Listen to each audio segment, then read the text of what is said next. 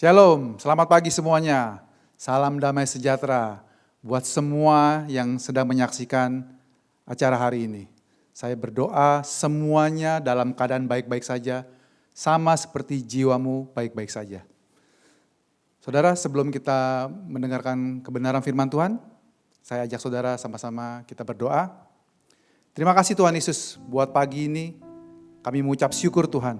Kalau kami masih didapati dalam keadaan sehat, terima kasih buat kesempatan masih bisa mendengarkan kabar baik Tuhan. Kabar yang akan mengingatkan siapa kami, kabar yang membebaskan hidup kami. Kami percaya Tuhan, saat kebenaran firman Tuhan diberitakan, yang sakit disembuhkan, yang berbeban berat diangkat, yang memiliki tantangan hidup, Tuhan turut campur tangan menyelesaikannya. Terima kasih Tuhan. Roh Kudus, buka hati kami, ajar kami supaya kami bisa mengerti apa yang hendak Engkau sampaikan pagi ini. Terima kasih Bapak, di dalam nama Tuhan Yesus kami berdoa dan mengucap syukur. Amin. Sekali lagi, salam damai sejahtera.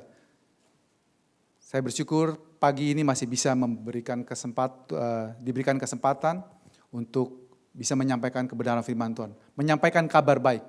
Seperti saudara tahu, saat ini di luar sana kabar buruk berterbangan. Banyak korban di mana-mana ya saudara, banyak orang yang sakit, tidak sedikit yang meninggal ya saudara. Kita hidup di zaman yang kacau, di mana bahkan kalau saudara perhatikan, somehow virus COVID-19 ini khususnya, dia cepat sekali bermutasi.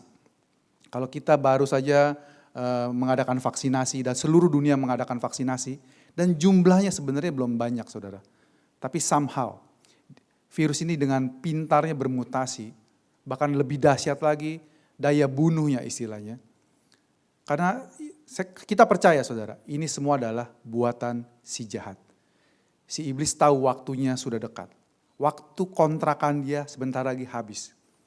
Jadi dia menggunakan sisa waktunya, secepat-cepatnya, sebanyak-banyaknya, membinasakan umat manusia. Supaya sebelum mereka menerima kabar baik, sebelum mereka membuat keputusan yang menyelamatkan hidup mereka, mereka sudah berpulang. Ya, saudara, sekali lagi terima kasih buat Pastor Yudi buat kesempatan yang diberikan kepada saya untuk mengabarkan Injil, kebenaran firman Tuhan. Suatu kehormatan saudara, untuk bisa mengabarkan kabar baik buat saudara semua. Ya saudara, kita semua rindu di sini menjadi seperti Yohanes Pembaptis. Nabi yang Tuhan Yesus sendiri bilang, dia adalah nabi yang terbesar. Kalau saudara perhatikan hidupnya Yohanes, saudara. Yohanes Pembaptis itu tidak membuat mujizat apapun. Ya saudara, tidak ada mujizat yang dia buat apapun. Sama sekali tidak ada. Tetapi kenapa Yesus bilang, tidak ada nabi yang lebih besar dari dia? Karena Yohanes Pembaptis, dia menunjuk kepada Yesus. Dia bilang kepada bangsa Israel waktu itu, aku membaptis kamu dengan air, tapi yang akan datang nanti, dia akan membaptis kamu dengan Roh Kudus. Ya, membuka tali kasutnya pun aku tidak layak. Ya saudara, dan Yesus bilang apa yang Yohanes Pembaptis lakukan sebagai nabi terbesar. Saudara, saya percaya buat setiap saudara, sebagai bapak, sebagai suami, sebagai kepala keluarga, atasan, saudara memiliki misi yang besar yang Tuhan percayakan buat saudara dan saya. Ya saudara, menunjuk kepada Yesus, Sang Juru Selamat itu, bahwa tidak ada jalan lain keselamatan di dunia ini selain melalui dari Dia. Ya saudara. Saudara, kita sebagai gereja di zaman yang penuh dengan sakit, penyakit, dan kesusahan ini, kita diingatkan sebagai anak-anak Tuhan untuk terus berdoa dan percaya. Berdoa buat kesembuhan orang-orang. Saudara, 2 minggu lalu Pastor Lita pernah sharing, dia ambil seperti gini saudara. Jika waktu kita berdoa dan kita tidak melihat satu pun kesembuhan, tidak ada orang yang sembuh waktu kita berdoa, itu kita tidak bisa berhenti. Kita tidak bisa berdasarkan apa yang kita lihat. Kita tetap percaya bahwa kesembuhan adalah milik kita walaupun kita tidak melihat satu pun disembuhkan. Tapi kabar baiknya saudara, banyak yang disembuhkan, banyak yang dipulihkan. Ya saudara, kita diingatkan untuk hidup oleh iman, percaya kita. Karena Alkitab jelas mengatakan, segala sesuatu yang tidak didasarkan oleh iman adalah dosa. Ya saudara, dan kita benar-benar hidup hanya berdasarkan iman percaya kita kepada Tuhan Yesus. Amin saudara. Dan saudara perlu tahu bahwa kesembuhan itu adalah kerinduan Tuhan. Dari mana kita tahu itu? Itu adalah kerinduan Tuhan. Waktu Yesus hidup di dunia ini saudara. Di jalan-jalan Israel yang berdebu. Tuhan Yesus berjalan ke sana kemari saudara. Menyembuhkan semua orang yang datang kepada dia. Kalau Tuhan ingin saudara sakit untuk mengajar saudara, buat apa dia menyembuhkan banyak orang? Kalau banyak dari kita percaya bahwa sakit penyakit adalah hatinya Tuhan untuk mendidik kita. Tapi waktu dia sakit atau anaknya sakit atau keluarganya sakit, dia pergi ke dokter atau minum obat. Istilahnya, kalau kamu percaya sakit penyakit adalah didikan Tuhan, kenapa engkau mau lari dari didikan Tuhan untuk menjadi sembuh? Munafik saudara.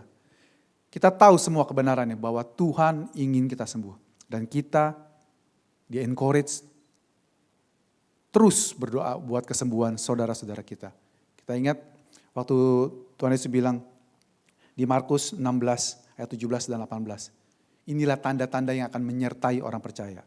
Ya, salah satunya adalah waktu kamu menumpangkan tangan dan mereka akan menjadi sembuh. Percaya itu saudara, pegang itu. Kalau saudara kita, teman kita, tetangga kita ada yang sakit, saudara mungkin ragu, jangan-jangan gak sembuh. Itu bukan urusan saudara.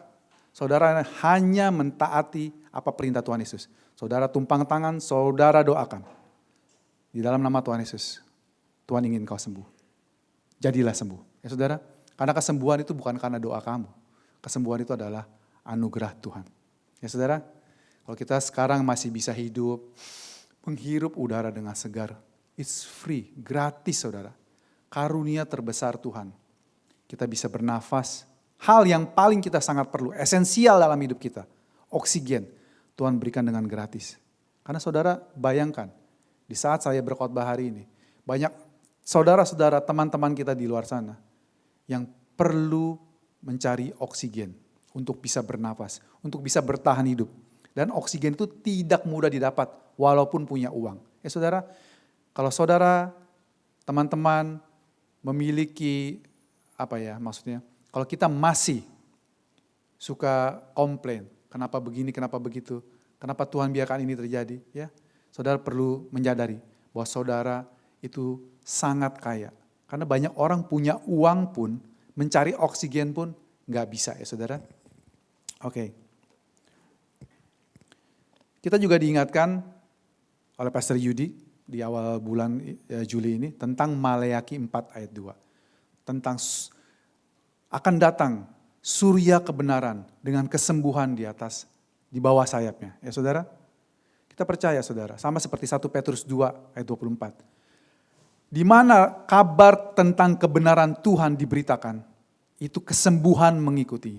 Jadi saudara, waktu saudara ingin berdoa buat orang terkasih, buat teman, buat kolega, buat saudara, saudara perlu menceritakan, memberitakan tentang kebenaran Tuhan kepada mereka. Karena begitu kabar kebenaran Tuhan diberitakan, kebenarannya diberitakan, kesembuhan itu mengikutinya. Ya saudara, pagi ini saudara, saya mau Tuhan taruh di hati saya untuk berbicara tentang keluarga. Khususnya di zaman pandemi ini saudara. Ya. Kenapa? Karena di zaman pandemi ini banyak keluarga yang secara teori mestinya itu bersyukur saudara. Ayah, ibu dan anak-anak punya banyak waktu di rumah. Kumpul bersama-sama.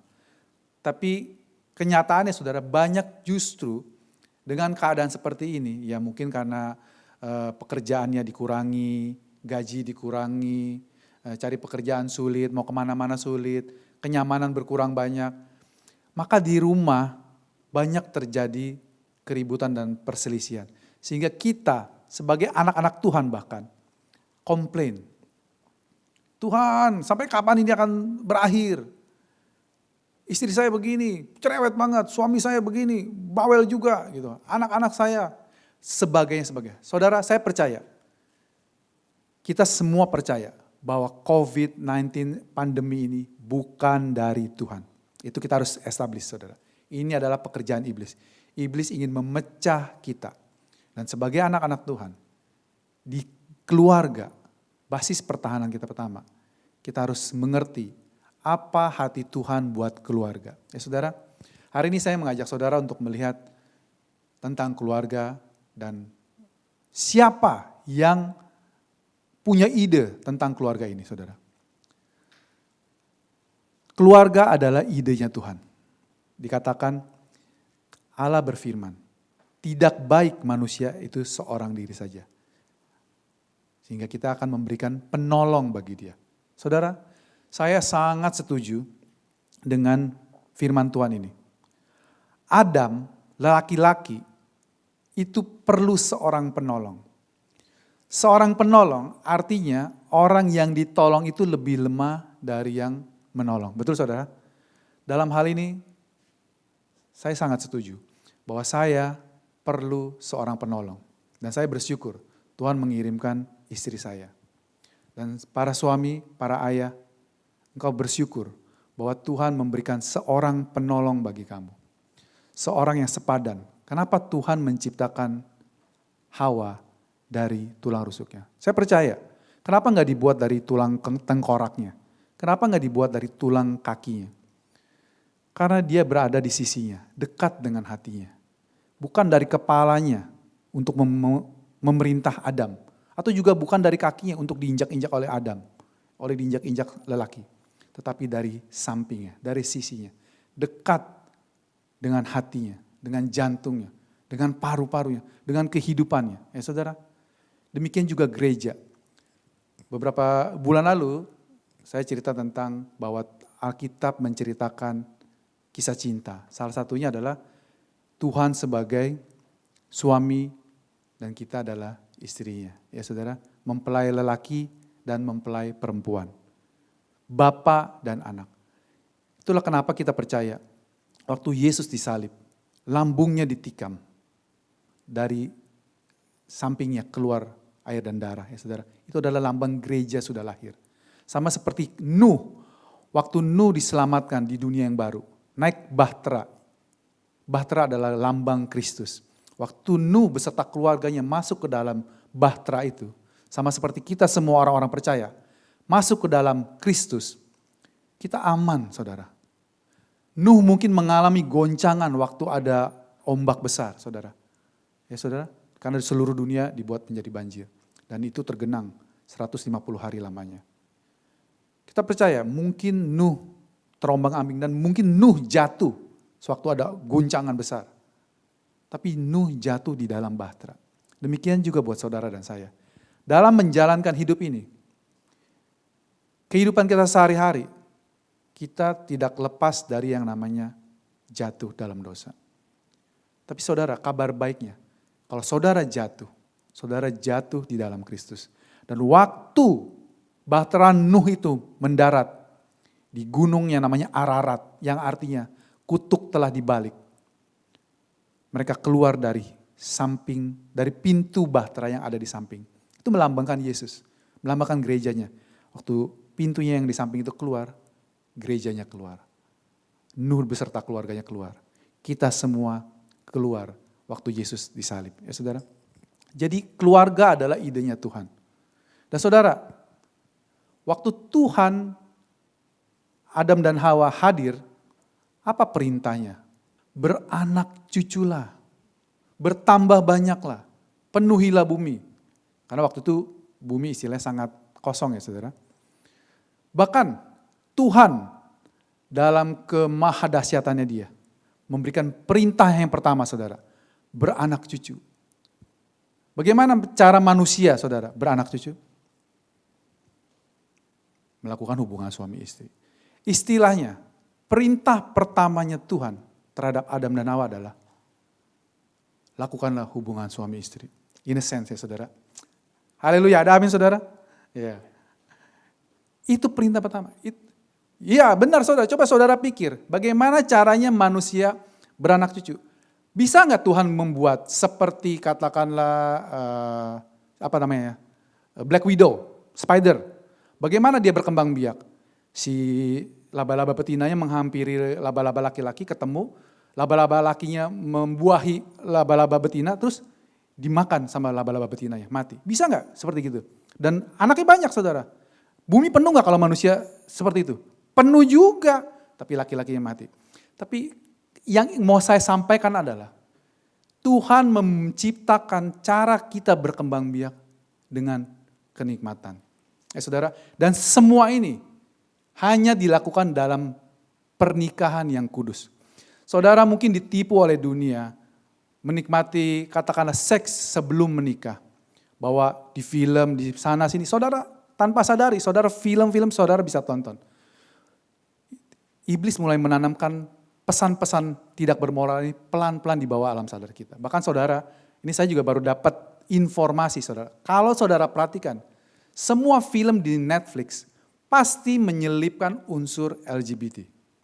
Pasti katanya. Saudara bisa lihat film apapun sekarang harus ada unsur itu. Karena mereka berusaha menanamkan pesan di bawah sadar bahwa ini adalah sesuatu yang normal, kalian harus menerimanya. Harus. Di Amerika seperti saudara ketahui, adalah suatu kejahatan jika seseorang pasangan sesama jenis ingin menikah datang ke pendeta, ke gereja, dan gembalanya tidak memberikan izin, gembalanya bisa dipenjara. Ya saudara, dunia sudah kacau saudara, itu yang ingin kita sampaikan. Tapi anak-anak Tuhan aman dalam lindungan Tuhan. Dunia boleh gonjang-ganjing seperti tadi Nuh naik bahtera. Di luar sana terjadi penghakiman, penghukuman. Walau 1000 rebah di sebelah kiri, 10.000 di sebelah kanan kita jatuh. Itu tidak akan menimpa saudara. Terus saudara, imani firman yang kalian dengar setiap hari ini. Menjadi kekuatan buat saudara, setiap saudara menghadapi tantangan. Ya saudara, jadi iblis yang ingin merusak keluarga kita.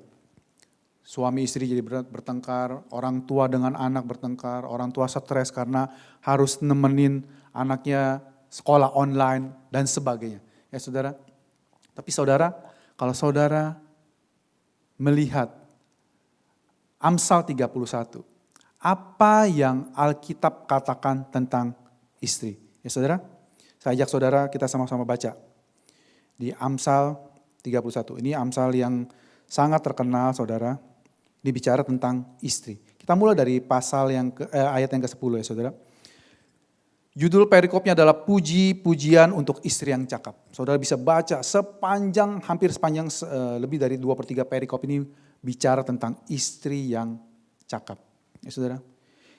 Istri yang cakap, siapakah akan mendapatkannya? Katakan saya, guard mendapatkannya. Ya, katakan, ia lebih berharga daripada permata. Hati suaminya percaya kepadanya. Suaminya tidak akan kekurangan keuntungan.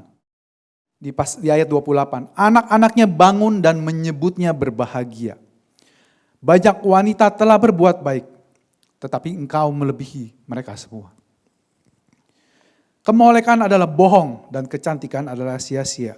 Tetapi istri yang takut akan Tuhan dipuji-puji. Saudara, ini adalah definisi istri di mata Tuhan. Kalau saudara diberikan seorang penolong, ini adalah definisi istri yang Tuhan rindu saudara nikmati. Dan saya percaya Tuhan kita yang baik memberikan istri yang demikian. Istri sesuai dengan Amsal 31.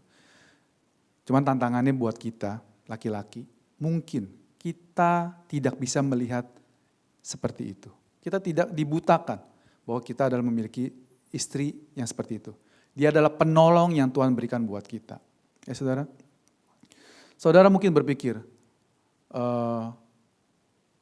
banyak istri gak masalah? Karena ini ada pertanyaan seperti gini saudara. Bolehkah anak-anak Tuhan, orang Kristen memiliki istri lebih dari satu? Karena Raja Daud melakukannya. Salomo bahkan punya 1000 totalnya. Istrinya 700, selirnya 300. Iya, tapi saudara tidak bisa, saudara tahu hasilnya. Jangankan Daud dan Salomo, saudara. Istilahnya Adam punya satu aja, dia bermasalah. Ya saudara, dia tidak bisa mengkomunikasikan dengan baik perintah Tuhan kepada Hawa. Padahal cuma satu perintahnya. Jangan pernah kamu makan buah ini. Pada saat kamu makan, kamu akan mati. Somehow Hawa bisa nangkepnya, dipegang saja, mati. Dibilang begitu. Ya saudara. Kebohongan saudara, kalau mempunyai wanita banyak itu memuaskan hidup saudara. Ya saudara, saudara bisa lihat hidupnya Daud. Habis semua apa istilahnya, anak-anaknya saling bunuh-bunuhan. Ya saudara, laki-laki, hari ini saya mau ngomong sama laki-laki. Kalau ada laki-laki di sini, sang suami sudah nikah sama istrinya 10 tahun katakanlah. Dan somehow ada apa ya, ada godaan. Wah, tidur dengan mahasiswi misalnya gitu. Saya kasih tahu jalan keluar. Sebenarnya Tuhan itu penuh hikmat saudara. Kalau saudara, suami, punya ngimpi, tidur dengan mahasiswi, tapi tidak berdosa. Gimana caranya? Bisa gak pastor? Bisa saya bilang. Suruh istri kamu kuliah lagi. Kamu tidur dengan mahasiswi. Ya? Iya dong. Setuju katakan amin. Iya. Itu berkat seorang istri saudara, buat saudara. Ya saudara, bagaimana dengan anak-anak saudara? Tuhan juga bilang, anak-anak adalah harta saudara. Saya ajak saudara baca ya. Di Mazmur 127 ayat 3 dan 4. Sesungguhnya anak-anak laki-laki, di sini bilangnya anak-anak laki-laki saudara, tapi sebenarnya semua anak-anak sama di mata Tuhan. Sesungguhnya anak-anak laki-laki adalah milik pusaka daripada Tuhan. Dan buah kandungan adalah suatu upah. Seperti anak-anak panah di tangan pahlawan, demikianlah anak-anak pada masa muda. Saudara, anak adalah titipan Tuhan buat saudara. Ya, saudara, tugas saudara sama seperti Yohanes Pembaptis tadi. Saudara perlu mengarahkan anak-anak saudara kepada Dia. Bapa mereka yang sesungguhnya. Bahwa Tuhan mereka adalah Bapa mereka. Dia yang bertanggung jawab. Dia sudah menyediakan kebutuhan kamu. Dia yang memelihara hidup kamu. Dia yang menyehatkan badan kamu. Semua yang baik datang daripadanya. Waktu kamu mengajarkan anak-anakmu di jalannya Tuhan. Kamu sedang sama seperti Yohanes Pembaptis. Dan Tuhan senang dan menyebut engkau sama seperti Yohanes Pembaptis. Nabi terbesar. Ya saudara, tugas kita bapak-bapak, orang tua, selalu memperkenalkan bapak mereka sesungguhnya siapa. Ya mungkin, ya saya ngerti, kita kadang-kadang kita bilang, siapa yang beli dong, papa, ya kan. Kebetulan hari ini anak saya berulang tahun, ya dia rindu minta, apa, dia senang makan sushi yang, kaiteng sushi, saudara tahu ya, yang kita pesan dia datang pakai kereta, diambil gitu ya. Dia suka, tapi saat ini sedang PSBB darurat dan dia nggak bisa. Jadi dia kerinduannya, saya mau makan sushi pakai kereta ya. Dan mamanya sudah belikan dia import ya. Puji Tuhan dengan aplikasi ya saudara. Import, datang kereta-keretanya. Nah, kami sebentar lagi akan makan sushi pakai kereta ya saudara. Tapi kita bilang, ini Tuhan yang kirimkan. Karena kita bilang sama dia, belum datang. Minta sama Tuhan berdoa, kita cari di internet gitu ya, beli ya. Puji Tuhan barangnya sudah nyampe. Ya saudara, kerinduan Tuhan buat semua kita menikmati surga di bumi. Keluarga adalah idenya Tuhan. Kalau kita memiliki keluarga yang bermasalah di dunia ini, itu ibaratnya neraka di bumi. Saudara, tidak ada institusi yang lebih penting dari sebuah pernikahan. Itulah kenapa sebabnya kita percaya, mengapa mujizat pertama Yesus terjadi di tempat pernikahan, di pesta pernikahan. Karena Tuhan rindu memulihkan semua pernikahan yang sedang galau, yang sedang dilanda badai saat-saat ini khususnya. Hari ini saya mau berdoa buat saudara. Saya mau mengajak semua bapak, ibu, dan anak untuk berdoa buat seisi keluarganya. Kiranya saya perkatakan perlindungan Tuhan, restorasi Tuhan, pemulihan Tuhan, pengampunan dari Allah Bapa. melingkupi kalian semua. Sehingga damai sejahteranya tinggal dalam keluarga kalian semua. Tidak ada tempat yang lebih indah selain di keluarga, saudara. Dan iblis berusaha menghancurkan itu. Tapi kabar baiknya saudara, iblis itu bermain kejar-kejaran dengan Tuhan. Coba saudara bayangkan jika pandemi ini terjadi katakanlah 20 tahun yang lalu. Karena saudara mungkin pernah dengar ceritanya ya. Sebenarnya pandemi yang kita alami ini tidak seheboh pandemi yang namanya apa? Cacar Spanyol atau apa tuh namanya? Spanish flu. Kurang lebih 100 tahun yang lalu ya Pastor ya. Ya pokoknya udah lama deh. Dan katanya konon itu memakan 100 juta jiwa pada saat itu. Saudara bisa bayangkan, sekarang ini sebenarnya gak ada apa-apa ya. Tapi puji nama Tuhan, kita adalah anak-anak yang diberkati, orang-orang yang diberkati yang hidup di zaman ini. Kenapa saudara? Waktu kita ibadah dilarang, pergi keluar dilarang, Tuhan sudah menyiapkan jalan keluarnya. Khususnya buat orang Indonesia, haleluya. Saudara sekarang di rumah, saudara mau makan, gak bisa makan, saudara sudah disiapkan Tuhan dengan aplikasi namanya GoFood, GrabFood dan sebagainya. Kita yang gak bisa gereja, gak bisa beribadah, gak bisa ketemuan, Tuhan sudah siapkan Zoom, gratis, Google Meet dan sebagainya. Coba saudara kejadian ini terjadi 20 tahun lalu. Apa gak jereng semuanya? Apa gak gila kita di rumah semua? Betul gak? Sekarang nih kita bersyukur. Masih banyak hal yang kita bisa syukuri saudara-saudara. Dan saudara, gereja adalah rumah Tuhan. Gereja adalah keluarga yang sedikit lebih besar lagi. Dan Tuhan rindu saudara. Gambaran keluarga yang utuh ini juga terjadi di gereja. Di gereja kita punya banyak teman, banyak keluarga saudara-saudara kita yang berbeda dengan kita. Cara pikirnya, cara pandangnya berbeda. Tapi ketahuilah saudara, mereka adalah saudara kita di dalam Kristus. Kita sebagai pastor berusaha mengayomi Bapak kita. Menjadi gembala, menjadi Bapak rohani kalian. Mengerti bahwa perbedaan itu ada. Tapi gereja itu menerima semuanya. Kalau saudara-saudara kita, banyak dari kita, khususnya zaman sekarang ini. Saudara mungkin banyak tahu, di luar sana banyak orang-orang yang tertolak di dunia. Waktu mereka mau datang ke gereja pun gak kalah ganas ya, menolak mereka. Karena beberapa gereja punya kriteria tertentu. Bahwa saat engkau masuk, engkau harus kudus. Tidak boleh begini, tidak boleh begitu. Banyak aturannya, bahkan mungkin aturannya lebih banyak daripada di luar sana. Waktu mereka di keluarga mereka sendiri tertolak, di lingkungannya tertolak, dan mereka mencari penerimaan. Siapa lagi mereka bisa datang selain kepada gerejanya Tuhan, saudara. Saya mengajak semua saudara-saudara untuk menerima semua perbedaan itu. Melihat dengan matanya Yesus. Waktu orang Farisi melihat semua orang-orang yang berdosa, penjina, pemungut cukai, nelayan, orang-orang yang sakit. Orang-orang Farisi, ahli-ahli Taurat melihat mereka seperti orang-orang buangan, orang-orang yang najis, orang-orang yang tidak layak didekati, tidak layak diajak bergaul. Tetapi Yesus melihat mereka seperti domba-domba yang tanpa gembala. Ya, saudara, itu hati Tuhan, saudara. Tuhan rindu kita semua sebagai keluarga saling mengasihi, saudara. Ya, dan kita mau mulai memperkatakan firman Tuhan, saudara. Seperti saudara ketahui, bapak rohaninya orang Yahudi, istilahnya. Bapak leluhurnya mereka, Abraham. Ini sangat terkenal kisahnya. Dan saudara kita baru saja merayakan hari raya mereka minggu lalu ya saudara. Abraham, dulu namanya Abram, ya saudara.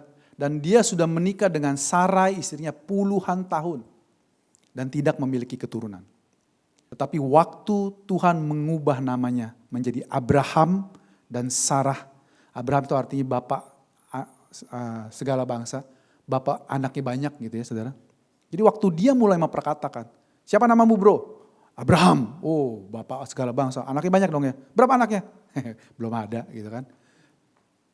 Tapi Abraham terus memperkatakannya. Dan waktu dia memperkatakannya, the next year, waktu Tuhan mengubah nama dia, mengubah nama istrinya. Waktu dia mulai memperkatakan itu, princess, Sarah, princess, yang tadinya adalah dominion ring, yang lebih mendominasi dia, ya. Diubah namanya menjadi princess dan Sarah mengandung dan hamil. Ya, Saudara, kita mulai belajar memperkatakan kebenaran firman Tuhan tentang sakit penyakit yang tadi lagi, Saudara. Kita tetap memperkatakan apa yang Tuhan katakan, karena firman Tuhan adalah kebenarannya. Semua yang namanya COVID, yang namanya vaksin, yang namanya segala-galanya, obat ini, obat itu, dunia itu semua fakta dan fakta bisa berubah. Ya Saudara, kalau Saudara remind tahun lalu, pakai masker 1 lembar cukup. Dan di awal-awal pandemi saya ingat banget waktu saya masih nge-Grab. Hanya orang yang sakit yang pakai masker, yang orang yang sehat jangan. Tapi berkembang. Orang sakit dan orang sehat memakai masker. Waktu itu masker apa aja boleh. Tiba-tiba naik lagi standarnya. Maskernya harus yang 3 lapis. Dan di bulan Juli ini awal kemarin, harus pakai double masker. Ya kita nggak tahu Saudara, mungkin standar buat tahun depan mungkin atau 2 tahun lagi semua orang udah pakai pakaian seperti Among Us, pakaian astronot. Kita nggak tahu. Ya, Saudara, jangan-jangan semua orang datang jalan bawa tabung oksigen. Tapi kebenaran firman Tuhan tetap untuk selamanya. Tidak tergoncangkan. Dan Saudara, saya mengajak Saudara, Roh Kudus ingin mengingatkan Saudara. Terus hidupi firman itu. Terus perkatakan. Walaupun kita seperti saya bilang tadi, walaupun kita tidak melihat resultnya, hasilnya. Atau bahkan kita tidak merasakannya. Kita udah dengar berapa kali, waktu Pastor Yudi contohnya, waktu dia berdoa untuk orang sakit. Dia tidak ada feeling apa-apa Saudara, tapi justru terjadi kesembuhan. Waktu dirasa-rasa ada kesembuhan, malah nggak ada kesembuhan. Saudara, you feel it or not feel it, speak it. Waktu kita mengalami kesusahan, waktu kita sedang sakit, kita perkatakan, oleh bilur-bilurnya saya telah menjadi sembuh. Kesembuhan adalah milik saya. Kesehatan adalah hak saya. Tuhan Yesus sudah membayarnya buat saya. Kesehatan saya sudah dibayar lunas. Speak it Saudara. Walaupun Saudara sedang merasakannya, ataupun Saudara tidak merasakan ada perubahan dalam diri Saudara. Speak it. Terus perkatakan Saudara. Waktu Saudara sedang mengalami kekurangan, terus perkatakan, dia yang kaya dibuat menjadi miskin, supaya saya yang miskin dibuat menjadi kaya. Tuhan rindu Saudara penuh dengan kelimpahan. Itulah sebabnya Rasul Yohanes juga berkata, seperti kata pembuka saya tadi, saya berdoa engkau baik-baik saja. Engkau dalam keadaan berkecukupan, sama seperti jiwamu baik-baik saja. Saya percaya karena Rasul Yohanes adalah orang, the disciple, murid yang dikasihi, yang bersandar di dadanya Tuhan Yesus. Rasul Yohanes mengerti hatinya Tuhan Yesus. Dan saya percaya Tuhan ingin Saudara hidup berkecukupan baik-baik saja. Karena Saudara jiwa rohnya sudah baik-baik saja. Ya, Saudara, waktu Saudara memiliki hubungan yang sedang tidak baik, terus perkatakan, Tuhanlah yang merestorasi pernikahan saya. Tuhanlah yang merestorasi keluarga saya. Waktu saya banyak terbuang, tidak sempat mengurus anak-anak saya. Tuhan akan memulihkan Saudara. Tuhan yang akan memulihkan. Karena dia Tuhan yang maha kuasa. Bersyukur Saudara, Tuhan kita Tuhan yang sanggup. Oleh sebab itu, oleh karena kemahabesarannya dia mengutus anaknya menjadi manusia. Karena banyak orang akan bertanya, mana mungkin Tuhan jadi manusia? Justru Tuhan sanggup. Justru Tuhan bisa, makanya dia namanya maha kuasa. Kalau Tuhan tidak bisa menjadi manusia, itu namanya Tuhan yang tidak maha kuasa. Ya Saudara, kita bersyukur Tuhan kita Tuhan yang dahsyat. Ya Saudara, firman hari ini, saya ingin ulang lagi, bahwa keluarga adalah idenya Tuhan. Tuhan rindu semua anak-anak Tuhan menikmati surga di bumi. Judul khotbah hari ini, keluarga di bumi seperti di surga. Ya Saudara, kita rindu. Bukan hanya kita Saudara, Tuhan jauh lebih rindu. Saudara memiliki keluarga yang mewakili blueprintnya dia. Untuk menunjukkan betapa dia mengasihi kita. Itulah kenapa perumpamaan Tuhan salah satunya bapa dan anak, suami dan istri. Ya Saudara, untuk menunjukkan betapa dia itu sangat mengasihi dia. Mungkin buat yang lajang tidak bisa mengerti perasaan suami dan istri. Mungkin yang orang yang belum memiliki anak mungkin tidak memahami betapa anak itu adalah segala-galanya buat orang tuanya. Tapi begitu saudara memiliki hubungan yang baru itu, pewahyuan itu akan muncul saudara. Dan pewahyuan itu akan menunjukkan betapa Tuhan sangat mengasihi saudara. Saudara, Tuhan rindu. Terus setiap hari saudara melihat pewahyuan yang baru. Betapa dia mengasihi saudara. Betapa saudara berkenan kepada dia. Saudara mungkin masih ingat tentang perumpamaan anak yang hilang. Waktu si bungsu, anak yang gak tahu diri ini, yang semestinya dihukum mati, dirajam oleh seluruh penduduk kota. Orang yang menyia-nyiakan kebaikan ayahnya. Meninggalkan ayahnya, hidup berbuat dosa di luar sana. Dan waktu dia ingin makan, dia pulang. Sebenarnya saya percaya dia setengah ngibul saudara. Aku berdosa kepada Bapak. Dan saya percaya sepanjang jalan pulang dari tempat dia kerja, pemeliharaan babi, sampai ketemu bapaknya. Dia rehearsal terus. Ya saudara. Tapi bapaknya gak peduli saudara. Bapaknya yang berlari mendapatkan dia. Tidak dicatat anak bungsu itu berlari kepada bapaknya. Mungkin dia jalannya gontai saudara. Setengah malu, setengah lemes, gak makan. Tapi bapaknya berlari, memeluk dia. Mencium dia dengan I miss you my son. Dikembalikan posisinya. Dia gak nanya dulu, kamu ngapain aja. Kenapa kamu sekarang pulang? Jalani pertobatan dulu, masa percobaan 3 bulan. Gak ada saudara. Kasut diberikan. Jubah dibungkus saudara. Cincin, kuasa semua direstorasi saudara. Dan ada lembu, tambun yang dikorbankan. Yang harus mati karena anak ini pulang. Saudara, Tuhan sangat mengasihi saudara. Tuhan sangat peduli dengan keluarga saudara. Kalau jika ada saat ini, keluarga-keluarga yang sedang menghadapi tantangan, datang pada Tuhan. Minggu lalu di Hangout, Pastor Lita mengingatkan tentang ayat yang di 1 Petrus 5. Kita tahu, ayat yang ini kita semua tahu, serahkanlah segala kekhawatiranmu. Ya saudara, yang ada singa mengaum-ngaum itu saudara. Tapi 2 ayat sebelumnya, Allah menentang orang congkak, tetapi memberikan kasih karunia kepada orang yang rendah hati. Jadi sebenarnya ayat ini berhubungan saudara. Waktu kita memberikan kekhawatiran kita, melemparkan semua pergumulan kita, tantangan kita kepada Tuhan. Sebenarnya kita sedang merendahkan diri, merendahkan hati. Tuhan, saya hancur Tuhan. Saya banyak salahnya Tuhan. Keluarga saya sekarang rusak gara-gara saya. Saya butuh Tuhan, pertolongan Tuhan. Saat engkau datang dengan hancur hati, dengan rendah hati kepada Tuhan. Serahkan semua kekhawatiranmu kepadanya, saudara. Dan dia yang akan memelihara kamu. Saudara, saat ini saya mau ajak saudara untuk menerima tubuh dan darah Kristus. Saya undang saudara untuk mempersiapkan elemen perjamuan kudus.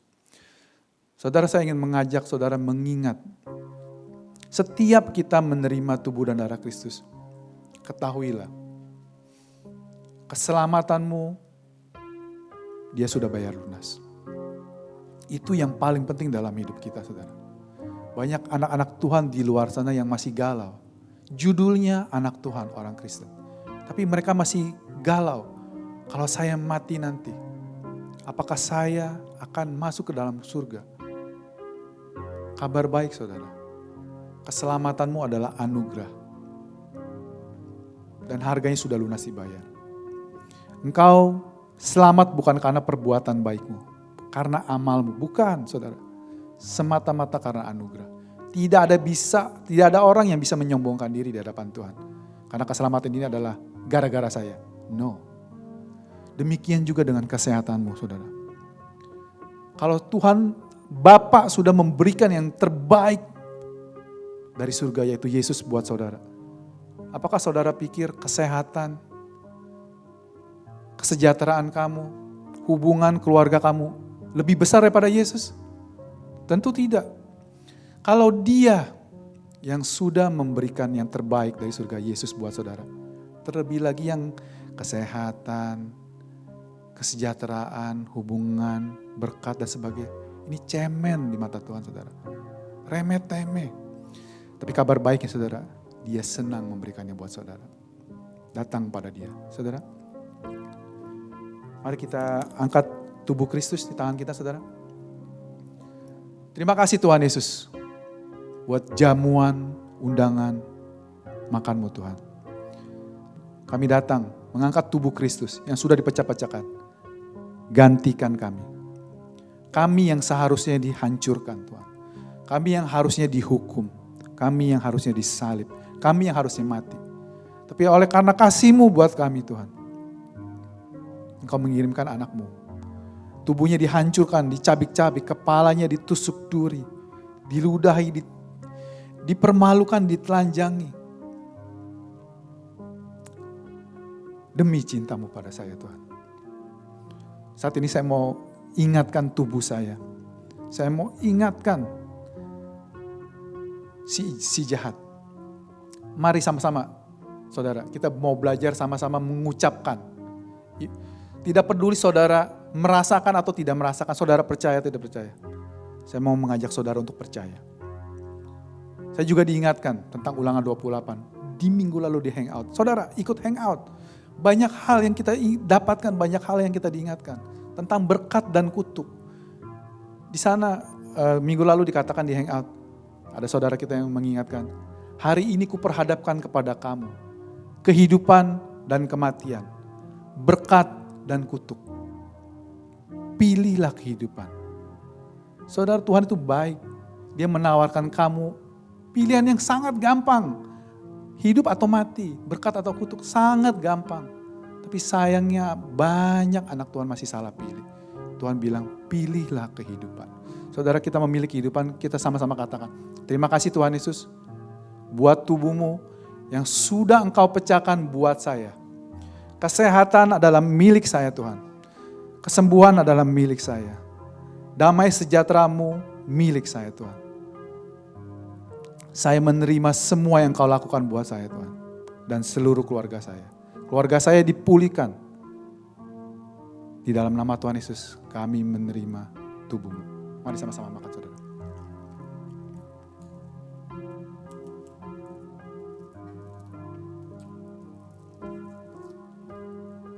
Kita angkat darah Kristus saudara. Darah Yesus sudah dicurahkan sebagai penebusan atas dosa. Sekali untuk selamanya. Saudara dan saya diampuni sekali untuk selamanya. Jika masih ada saat ini, saudara yang ragu apakah saudara akan selamat atau tidak, ketahuilah kabar baiknya.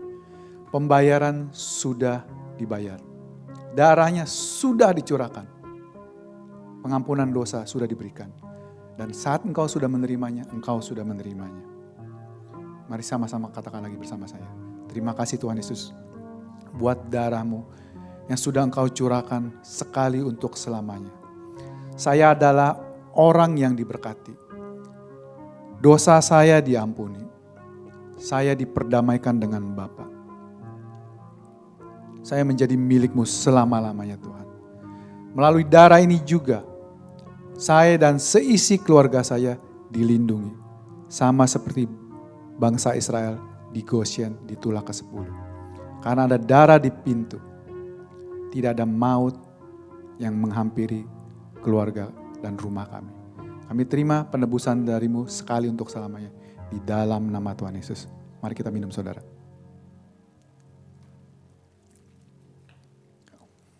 Terima kasih Tuhan Yesus buat tubuh-Mu dan darah-Mu yang sudah menyatu dengan tubuh dan darah kami Tuhan. Kami di dalam Engkau dan Engkau di dalam kami. Kami bersyukur Tuhan, kami adalah milik-Mu untuk selama-lamanya. Engkau adalah Bapa kami, Engkau adalah penolong kami. Engkau adalah kekasih jiwa kami. Engkau adalah segala buat kami Tuhan. Sungguh bersyukur kami Tuhan, memiliki Tuhan Allah seperti-Mu. Tiada yang Allah hidup seperti Engkau Tuhan. Bapak, saat ini Tuhan, saya berdoa buat seluruh keluarga yang sedang mendengarkan kabar baik ini. adalah kerinduan-Mu Tuhan untuk semua keluarga di tempat ini dipulihkan. Saya berdoa Tuhan, semua hubungan yang retak, semua hati yang hancur, semua tantangan yang ada dalam keluarga, suami, istri, orang tua dan anak, bahkan kepada ipar dan mertua. Kami meminta pengurapan-Mu, pertolongan-Mu, pulih di dalam nama Tuhan Yesus. Tuhan, kita adalah Tuhan sang perestorasi. Kalau manusia merestorasi suatu barang yang rusak, tidak akan lebih bagus dari aslinya. Tapi Tuhan kita, hasil restorasi dia jauh lebih bagus daripada bahkan sebelum dirusak. Terima itu saudara dengan iman. Amin. Saudara, angkat kedua tangan kalian. Kita mau mengakhiri ibadah pagi ini. Diberkatilah keluargamu. Diberkatilah kesehatanmu. Diberkatilah lumbung-lumbungmu. Diberkatilah semua pekerjaan tanganmu. Diberkatilah anak cucumu. Apapun yang engkau kerjakan, dia buat menjadi berhasil. Dituntunnya engkau saat engkau keluar dan masuk. Saat engkau pergi dan pulang. Kasih karunia Tuhan Yesus, pertolongan Allah Bapa dan penyertaan Roh Kudus menyertai engkau dan seisi rumahmu mulai saat ini sampai selama-lamanya. Sampai Yesus datang kedua kali menjemput kita semua, orang-orang yang percaya. Mari sama-sama katakan, amin. God bless you, Tuhan Yesus memberkati. Sampai berjumpa